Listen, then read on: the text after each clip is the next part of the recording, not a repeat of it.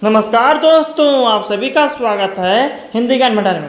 आज हम आपके लिए लेके आए हैं लेखपाल भर्ती के लिए समान हिंदी का प्रैक्टिस सेट। इस प्रैक्टिस सेट में उन्हीं प्रश्नों को लिया गया है जिस टाइप के प्रश्न परीक्षा में बार बार पूछे जाते हैं, जिस कारण से यह प्रैक्टिस सेट आपके लिए बहुत ही यूजफुल होने वाला है। इसको बिना स्किप किए अंत तक पूरा देखिएगा। तो चलिए आप शुरू करते हैं।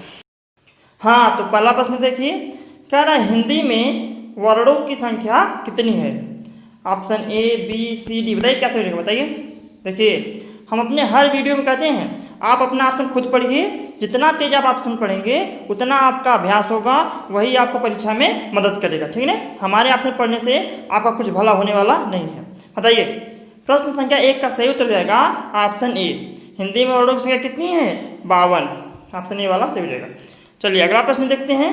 प्रश्न संख्या 2 क्या रहा है? गिरीश। गिरीश में कौन सी संधि है? Option A, B, C, D. बताइए कैसे हो जाएगा, बताइए।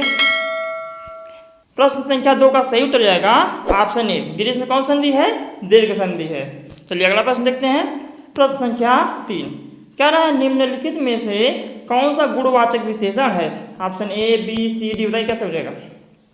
प्रश्न संख्या 3 का सही उत्तर जाएगा ऑप्शन सी। ये जो पीला शब्द है ना, पीला, ये आपका गुणवाचक विशेषण है। ठीक, ये जो पहला है वो संख्यावाचक है, ये थोड़ा परिमाणवाचक है, ये भी संख्यावाचक है, डी वाला। ठीक ना? चलिए अगला प्रश्न देखते हैं। प्रश्न संख्या 4 कह रहा है अन्वय। अन्वय शब्द है ना, अन्वय का सही संधि विच्छेद क्या होगा? Option A, B, C, D. कैसे हो जाएगा, बताइए।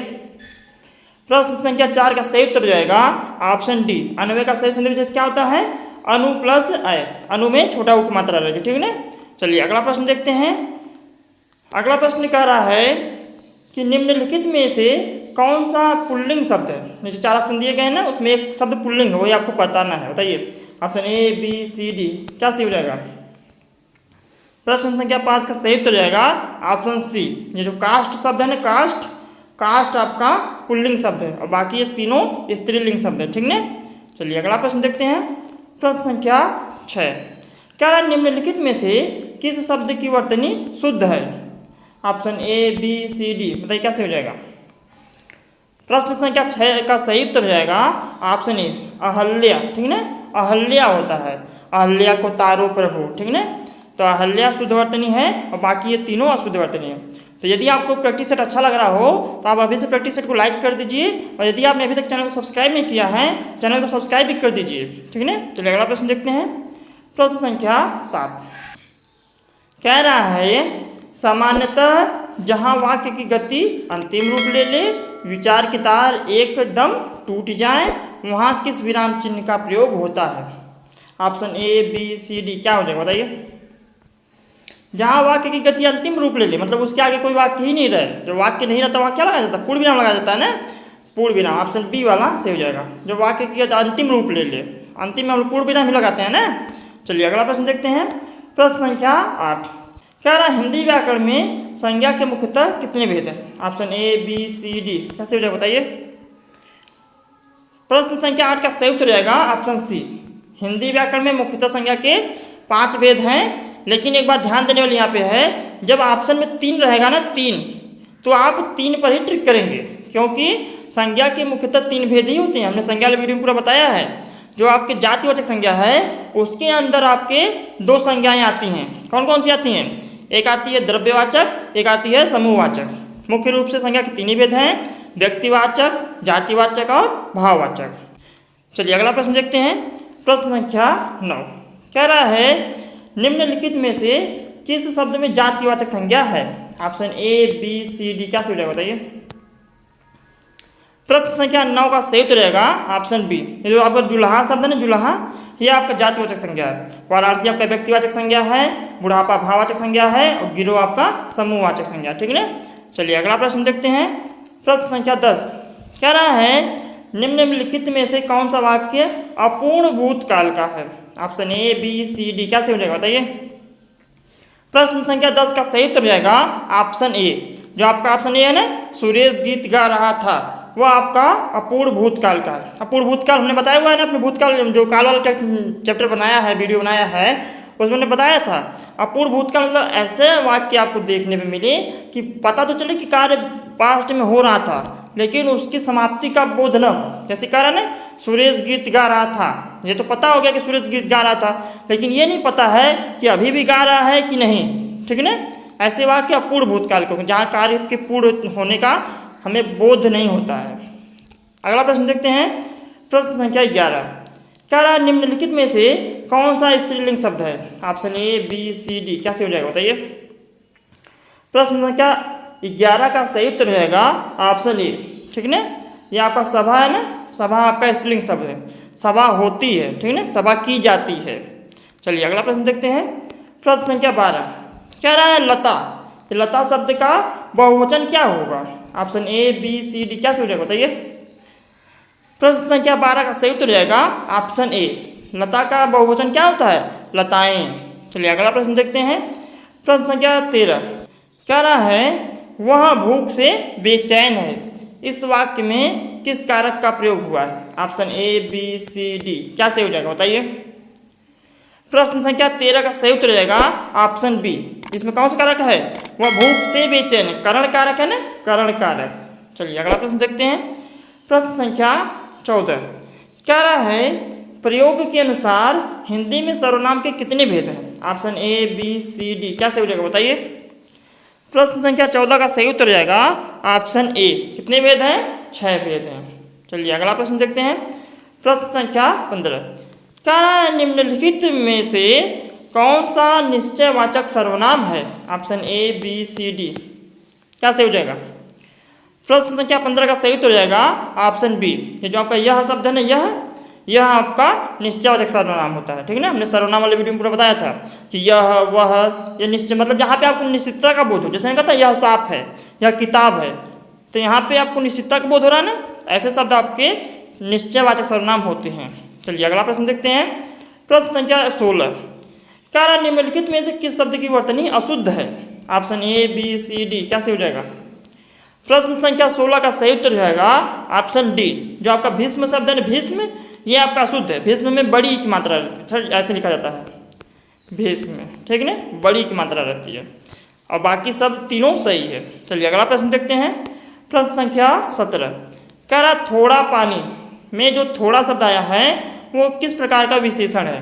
Option A, B, C, D. कैसे हो जाएगा। प्रश्न संख्या 17 का सही उत्तर जाएगा ऑप्शन बी। ये जो थोड़ा शब्द है ना, ये आपका परिमाणवाचक विशेषण है। परिमाण बता रहा है ना, जैसे जहाँ पे आपको परिमाण का बोध हो, कि वह जैसे कि मात्रा का बोध हो, वहाँ पे परिमाणवाचक विशेषण होता है। थोड़ा पानी, ज़्यादा पानी, कम पानी। ठीक है ना, ये सारे शब्द आपके परिमाणवाचक विशेषण होते हैं। आगे देखिए, प्रश्न संख्या 17 हो गया। अब 18 देखते हैं। कह रहा है जो धातु संज्ञा या विशेषण से बनती है उसे क्या कहते हैं? Option A, B, C, D. कैसे हो जाएगा बताइए। प्रश्न संख्या 18 का सही तो जाएगा ऑप्शन ए। जो धातु संज्ञा या विशेषण बनती है उसे नाम धातु कहते हैं। क्या कहते हैं? नाम धातु। चलिए अगला प्रश्न देखते हैं, प्रश्न संख्या 19। कह रहा है निम्नलिखित में से किस वाक्य में सकर्मक क्रिया का प्रयोग हुआ है? Option A, B, C, D. कैसे हो जाएगा बताइए। प्रश्न संख्या 19 का सही उत्तर जाएगा ऑप्शन डी। जो आपका ऑप्शन डी है ना, विपदा मुझे घबराती है, ये आपका सकर्मक क्रिया है। यदि आपको क्रिया में कोई परेशानी आ रही है तो आप हमारा सकर्मक और अकर्मक क्रिया के पहचानने की जो ट्रिक वाला वीडियो है वो जाके देख सकते हैं। चलिए अगला प्रश्न देखते हैं, प्रश्न संख्या 20। कह रहा आम खाया जाता है, वाक्य में कौन सा वाक्य है? Option A, B, C, D. कैसे हो जाएगा।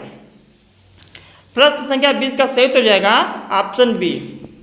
आम खाया जाता है यह आपका कर्मवाच्य है। ठीक है ना, जहाँ पे कर्म की प्रधानता हो, जहाँ पे कर्म की प्रधानता होती है वहाँ पे कर्मवाच्य होता है। हमने वहाँ चल वीडियो पूरा बताया डिटेल में। चलिए अगला प्रश्न देखते हैं, प्रश्न संख्या 21 का रहा है कि राम खाता होगा, वाक्य में वर्तमान काल का कौन सा रूप है? Option A, B, C, D. प्रश्न संख्या 21 का सही उत्तर जाएगा ऑप्शन सी। देखिए जहाँ पे आपको वाक्य पढ़ने से संदेह का बोध हो, जैसे कह रहा है राम खाता होगा, यहाँ पे निश्चित नहीं है कि राम खा ही रहा होगा, मतलब राम खाता होगा, वह एक संदेह की स्थिति यहाँ उत्पन्न हो रही है, तो वहाँ पे संदिग्ध वर्तमान होता है। जहाँ पे संदेह हो वहाँ पे संदिग्ध होता है। आगे देखिए, प्रश्न संख्या 22। कह रहा अधिकरण कारक का विभक्ति चिन्ह क्या है? Option A, B, C, D. कैसे हो जाएगा। अधिकरण कारक भाई, अधिकरण कारक का विभक्ति चिन्ह क्या होता है? में, पै, पर, तो इसमें कौन सा ऑप्शन है, मे वाला है ना, ऑप्शन सी वाला सही हो जाएगा। अगला प्रश्न देखिए, प्रश्न संख्या 23 कह रहा है सामान्यतः अव्यय के कितने भेद होते हैं। Option A B C D कैसे हो जाएगा। प्रश्न संख्या 23 का सही उत्तर हो जाएगा ऑप्शन डी, सामान्यतः अव्यय के 4 भेद होते हैं, 4 भेद। चलिए अगला प्रश्न देखते हैं। प्रश्न संख्या 24 कह रहा है कि किस समास में पूर्व पद प्रधान होता है। Option A B C D कैसे हो जाएगा। प्रश्न संख्या 24 का सही उत्तर जाएगा ऑप्शन बी, पूर्व पद प्रधान किसमें होता है, अव्ययी भाव समास में, ठीक है। और तत्पुरुष में द्वितीय पद प्रधान होता है। चलिए, और द्वंद्व में दोनों प्रधान होता है, कर्मधारय में उपमा उपमेय या विशेषण विशेष वाला होता है। चलिए अगला प्रश्न देखते हैं। प्रश्न संख्या 25 कह रहा भरोसे में शब्द का कौन सा रूप है। जो आपका भरोसे शब्द है ना, वो शब्द का कौन सा रूप है। Option A B C D क्या है वो। तो प्रश्न संख्या 25 का सही उत्तर जाएगा ऑप्शन सी, क्या है वो, संबंध बोधक है। चलिए अगला प्रश्न देखते हैं। प्रश्न संख्या 26 कह रहा है निम्नलिखित में से कौन सा शब्द तत्सम नहीं है। देखिए नहीं है, जब नहीं आता है तब तत्काल बताते हैं। जब आप नहीं देखें तो आप थोड़ा ध्यान से पढ़ा करिए, एग्जामिनर आपको घुमा देता है। आप तत्सम देख के ट्रिक कर देंगे, अग्नि, अग्नि तत्सम शब्द होता है, लेकिन वो पूछा अगर नहीं है, जब आपकी आंसर शीट आती है तो हम देखते हैं तो ये गलत हो गया, आसान क्वेश्चन हमारा गलत हो जाता है। इसलिए बड़े ध्यान से पढ़ा करिए जब नहीं है तो। Option A B C D कैसे हो जाएगा बताइए। प्रश्न संख्या 26 का सही उत्तर हो जाएगा ऑप्शन सी। आपका फूल शब्द है ना, फूल, ये आपका तत्सम नहीं है, तद्भव है। उसका तत्सम क्या होता है, पुष्प होता है। ऑप्शन सी वाला सही हो जाएगा। अगला प्रश्न देखिए। प्रश्न संख्या 27 कह रहा है निम्नलिखित में से कौन सा शब्द तद्भव नहीं है। Option A B C D कैसे हो जाएगा बताइए। प्रश्न संख्या 27 का सही उत्तर जाएगा ऑप्शन डी, जो वचन शब्द है ना, वचन, वह वचन शब्द आपका तद्भव नहीं है। चलिए अगला प्रश्न देखते हैं। प्रश्न संख्या 27 कह रहा है कि परा, एक उपसर्ग है, उपसर्ग कहाँ लगता है, आदि में लगता है।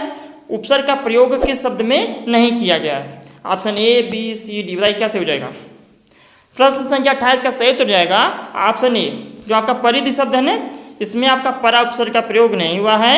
बाकी तीनों में आपका परा उपसर्ग का प्रयोग हुआ है, पराजय, पराक्रम, पराभव। आगे देखिए। प्रश्न संख्या 29 कह रहा है जो सब कुछ जानता है, वाक्यांश के लिए सार्थक शब्द का प्रयोग बताइए। मतलब कि अनेक शब्दों के लिए एक शब्द वाला, ठीक है ना, बताइए। Option A B C D क्या सही हो जाएगा।